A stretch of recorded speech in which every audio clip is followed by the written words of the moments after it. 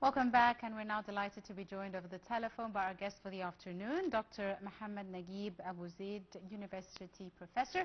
Dr. Mohamed, it's a very good afternoon to you, sir. Good afternoon, and nice being with you. Thank you so much, Doctor, for your time. And let me start by asking you, Doctor, today, of course, witnesses Americans heading to the polling boxes and the ballot boxes to decide whether the Vice President Kamala Harris or the former President Donald Trump will become the new President of the United States of America. In your opinion, Doctor, what are your expectations? How do you see Americans leaning towards choosing their new president? Well, this particular election is even closer than any other one before. Yes. At least in the modern history. Last election in 2020, we thought that's the closest, but then this one is definitely the closest. Mm-hmm. And there has always been these swing states that decide who is going to win. But again, even the swing states themselves are so much swinging between 1 week and 1 day and another, and between one visit of this candidate or the other candidate and so on. So it's going to be a very close race as of now. However, you remember perhaps the election before last, that people were very much expecting that Hillary Clinton will win. Mm-hmm. And we all in Egypt here slept and woke up in the morning to find that Trump has won. Yes. So surprises can happen in the last minute once people are there standing behind the curtain to cast their votes. In your opinion, Doctor, which of these swing states that you've mentioned, hold the power to really change the outcome of the presidential elections? That's a very good question. I think the 3 states that hold that among these 6 or 7 states are, in that order, Pennsylvania, Georgia, and Arizona. These are the 3 ones with most or more electoral votes. And actually, not only that, but because they are swinging so much more than others. Yes. For example, people had in their mind that Wisconsin and Michigan will go Democratic because of it leans towards that, still swinging. But I think these 3 states are the ones that are going to decide who's going to win the election. Right. Yes, sir. Also, as you mentioned, that some fluctuations might happen and we might have some expectations. And in the morning, we find different expectations. In this regard, my question is, how do you read this fluctuation in which some polls showed that Trump was leading predictions, especially in all 7 swing states, while other opinion polls showed Harris was leading the race? So how do you read these fluctuations, and what does these fluctuations reflect? I want to explain, if you allow me, to the viewers and to the listeners, what actually happens when it comes to swing states. Swing states, you have a very close race within 1 or 2% difference between the 2 candidates. Yet, there is a margin of error. We all know that from statistics. It could be as high as 2 or 3%. All of that is on paper. But many of the hesitant or undecided voters themselves, they go with one perhaps choice in mind. And once they go and stand behind the curtain or the place where they cast their votes, then they decide something otherwise. And that's what happened with Trump last time. Of course, we support gender and gender equality, but many, it was mentioned that many of the American voters last election or the one before last, in the last minute, they swung themselves from casting their votes to Hillary Clinton to Donald Trump. Trump being a president before, in my view, is not working for him. It's more working against him, because usually Americans like to see change.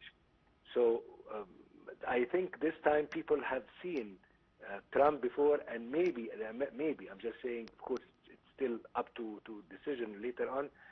Maybe they want to see a new face or a new policy and someone they haven't worked with before. So still a very close race and very hard to predict. Indeed. Now, Dr. Mohamed, now in the United States, the president is not usually elected by the popular vote, but by an indirect electoral system, which is called the Electoral College, one of the most unique features, really, of the world's oldest modern democracy, if you may. Could you tell us a bit more about this system? Yes. Each of the 50 states has a number of electoral votes. This electoral vote, more or less, is proportional to its population. That's why the highest is California, and comes after that New York, and then it goes to some even small states where these electoral votes goes down to 6 or 7 or even less than that. What happens if you win a state, then you win all the electoral votes of that state. It doesn't matter if you win big or win small with large margin of votes. Of course, when you win small, when somebody wins small, they always raise the question of, oh, it was not fairly counted. Let's go to hand ballot counting, which was phenomenal when happened when George Bush and Al Gore. And by the way, in that election, exactly as you mentioned, George Bush, the son, has won, George W. Bush, while Al Gore lost that election, even though the total votes he gathered were higher, because some of these states he won with a big margin, while his opponent, George Bush, won with a small margin, still got the electoral votes. And just to finish this item, I would like to say that the winner of the of the American election has to gather 270 electoral votes. Yes. So that's where, and each one of the two candidates as of now is 200 or slightly more than 200. And the 7 battle states are the ones to decide which one will get the 270 electoral votes as a minimum to win the election.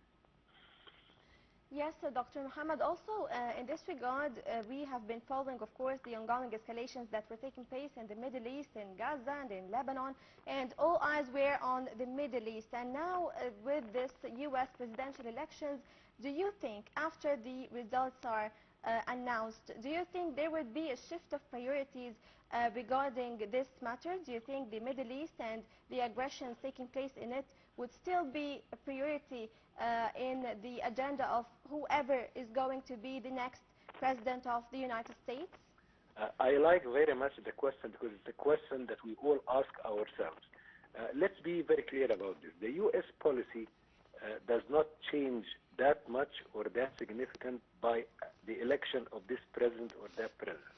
Yet your question is very valid, because I think one of the first priorities of any of the elected, any of the two who's going to be elected as president, is to try to show and gain confidence of the American people, first by enhancing the economy and controlling inflation a little bit. And let's be very clear about this. Americans think first and second and third about economy, about prices, about the jobs, about inflation. And he or she has to contain or control or give some kind of proof of influence on the two major conflicts in the world taking place now, the one in the Middle East, Gaza, Lebanon, and so on, and the other one in Ukraine and Russia. So any of the elected two, if gets elected, will try to do something early in the months that, as a matter of fact, I will not be surprised that, let's say, this person got elected or that person got elected, and the American president resumes office on the 20th of January in the next year, 2025.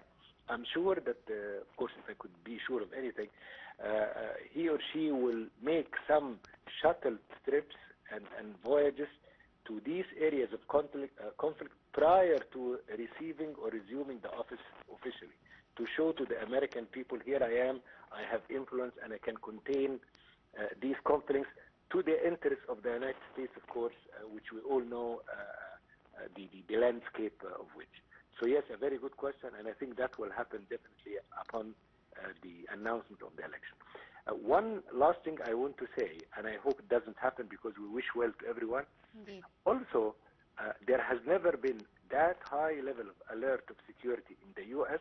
election as it's happening today, because people also putting the possibility of some kind of riots, some kind of supporter of this candidate does not accept the result and so on.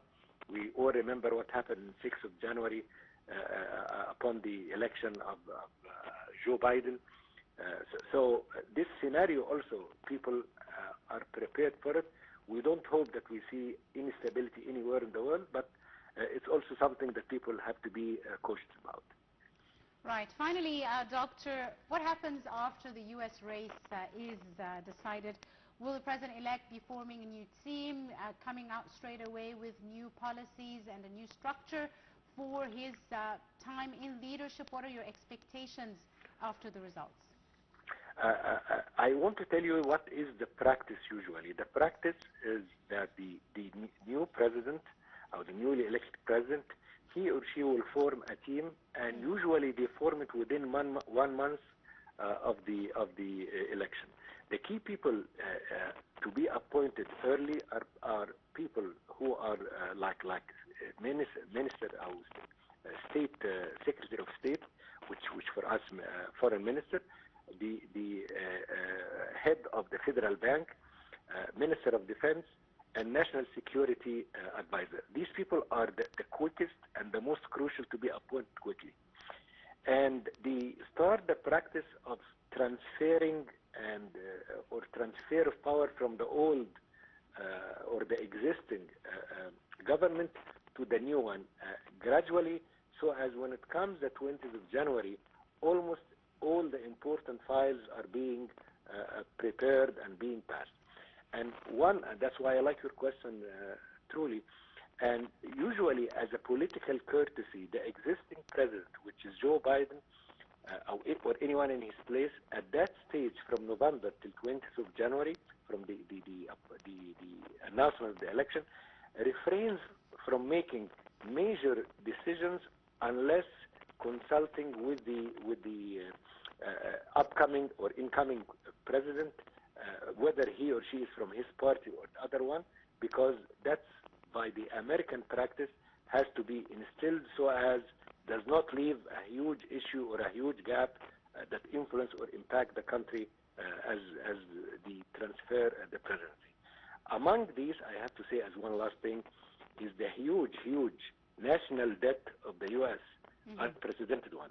Right. So there has to be some talks about this issue and how the new president will be dealing with that, which is very important to the American people. Indeed, right. I'd like to thank you very, very much, Dr. Mohamed Naguib, Abu Zaid University professor. Thank you very much, Doctor, for your time and your insights.